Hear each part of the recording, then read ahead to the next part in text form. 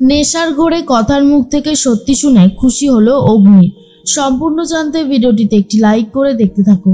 গল্পের শুরুতেই দেখা যায় যে আস্তে আস্তে কফি শপে সবাই মিলে ভিড় করতে শুরু করে। এরপর একে একে অর্ডার আসতে শুরু করেছে। আর তারপরে প্রথম যে অর্ডারটা এসেছে অপরাজিতা ফুলের নীল চা। আর এটা শোনার পরেই কথা তো খুবই খুশি হয়ে যায়।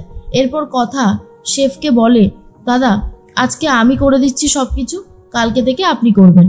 তখনই শেফ বলে, ঠিক আছে ম্যাডাম, আপনি করুন, আমি আপনাকে সাহায্য করছি। এরপরে অগ্নিও সমস্ত দিকটা খুব সুন্দর করে সামলাতে থাকে।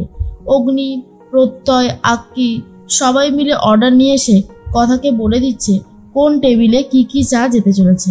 আর কথা তখন বলে, ঠিক আছে আমি সবার জন্য বানিয়ে দিচ্ছি।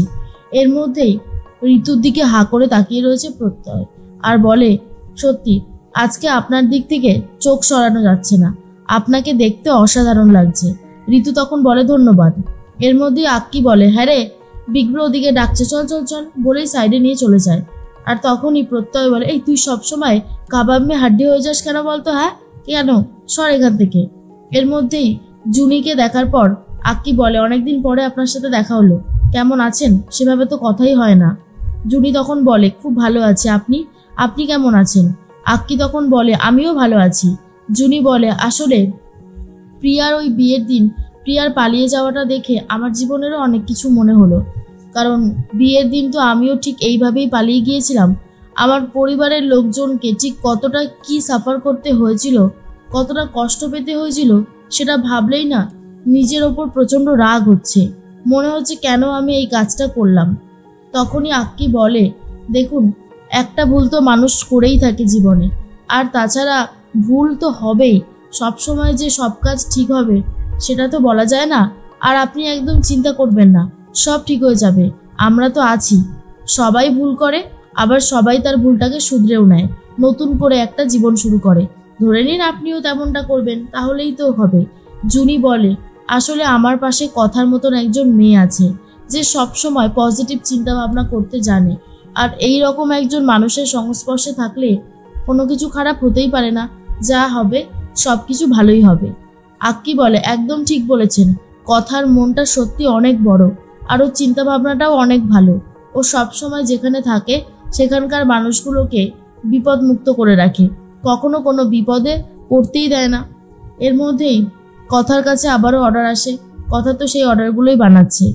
এর মধ্যেই প্রত্যয় এসে বলে, সত্যি কথা, আজকে তোমাকে দেখে খুব ভালো লাগছে, একা হাতে পুরো দশভুজার মতো সমস্ত দায়িত্ব সামলাচ্ছ। কথা বলে, কি যে বলো না, তোমরা না থাকলে কিছুই সম্ভব হতো না, তোমরা রয়েছো বলেই হয়তো সবকিছু সম্ভব হয়েছে। প্রত্যয় তখন বলে, সে আমরা আর তোমাকে কি বা সাহায্য করছি, তুমি নিজের সাহায্য নিজেই করছো। এর মধ্যেই অগ্নি এসে বলে, শোন 4টে কফির অর্ডার আছে, কফি দিয়ে দে। এরপরেই অগ্নির কথা শুনে কথা বলে, এই 20টি আমি কাউকে দিতে পারবো না, একটা মানবিকতার খাতির আছে তো, না অন্য কিছু দিই। এরপর কি অন্য একটা গাছের মূল দিয়ে কিছু একটা বানিয়েছে আর সেটাই দিয়ে দেয়।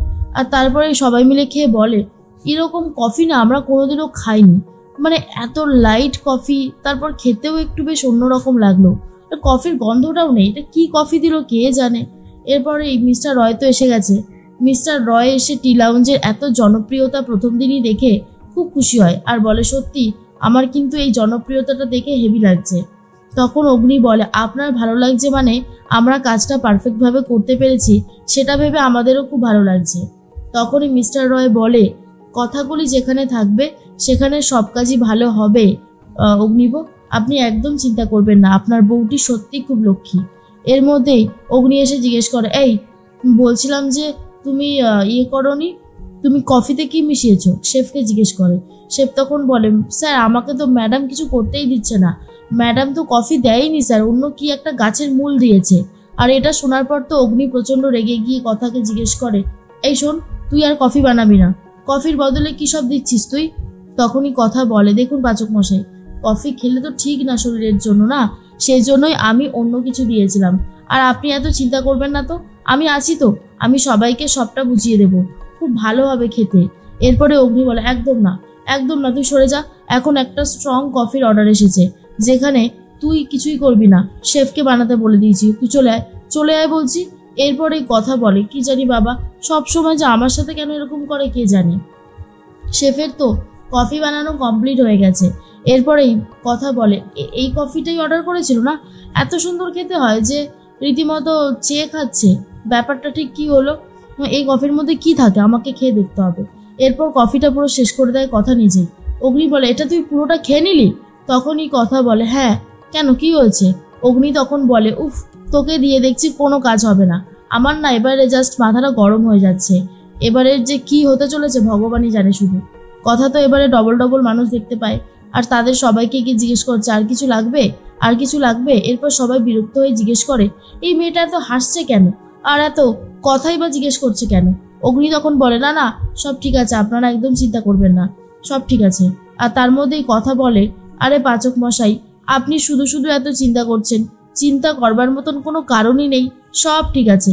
এরপরেই অগ্নি বলে, শোন আকি, আমি কথাকে নিয়ে বেরিয়ে গেলাম, বুঝলি তো, হাতে সময় বড্ড কম, তোরা একটু দেখে নিস।